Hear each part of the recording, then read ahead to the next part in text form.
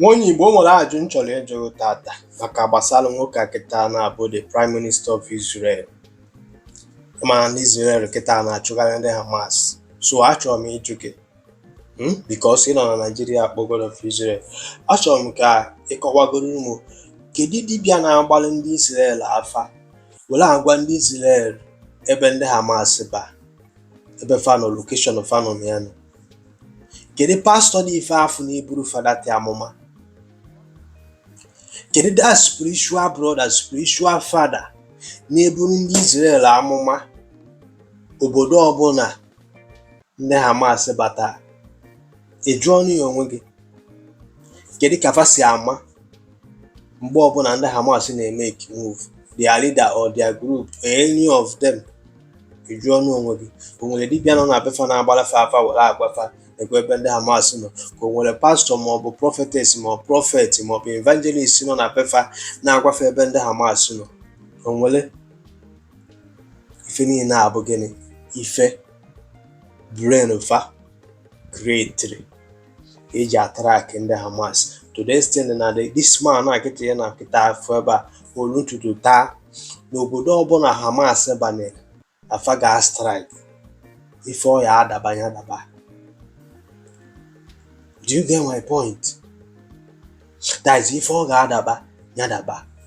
Na achọrọ m ịjụ, emeda agha ọbụna ndị Israel na-eme etu a mụ na ya na-abụ si eme na Nigeria? That na we pray for everything. Nke afọ anyị ga-ejigodo aka anyị wee mere onwe anyị ga-ekpere ya ekpere. Ọsọsọ na Nigeria ka ọ ga-abụ ịfụ gọvanọ maọbụ politician ka ọ pụtara ọ na-asị gị by special grace of God ka o wee rụọ ọrụ gị ọrụ, ọ gwabagodo gị by special grace of God. Ife eji aghọ mụ na gị na-abụ aghọ. Na ask yourself, ọ bụrụ na mụ na gị na-abụ na-eme etu anụnwa kịta na etu anyị fọ mụ na gị na-abụ si eme, die by fire, receive it.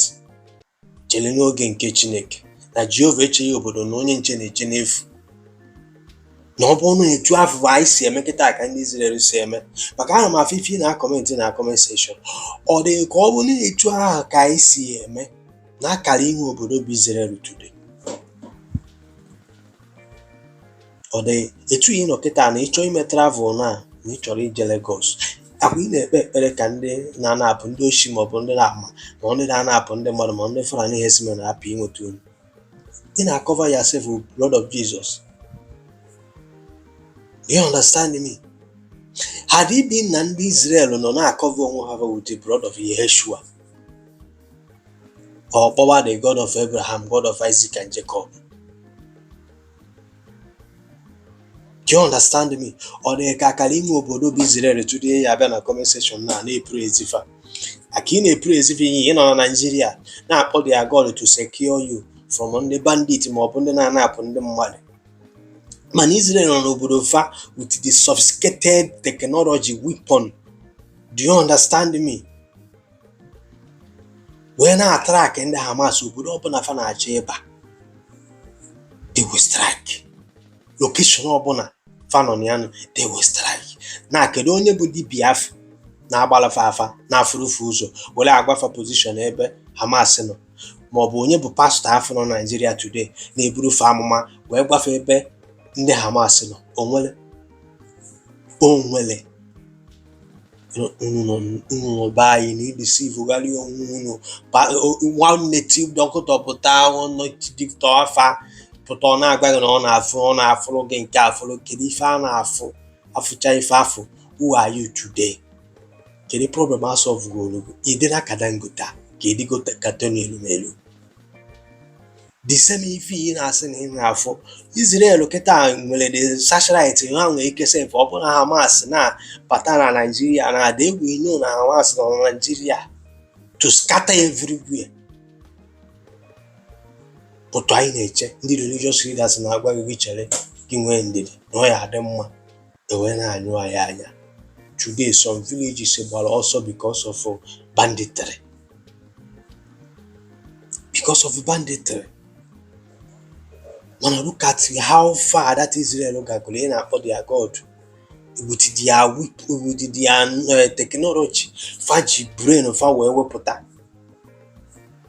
Ana m ajụ gị, kedu pastọ na dat ekere afịa dibịa anya nzu na-agbalị ndị afọ afa fa ji were afọ ife niile afa na-afụ wee mara na ndị Hamas n'ebe nọ n'obodo mmanụ lokeshọn fa nọ na Gaza wee jee bọmbụ ebe afọ, mmanụ lokeshọn fa nọ na Akwata wee jee ebe afọ, mmanụ lokeshọn ọya ọkacha afa bata na Naijiria fa mara na lokeshọn ndị Hamas nọ akwa befa nọkwa befa wee na-afụ ife niile afọ. Ị na-ekpe ekpere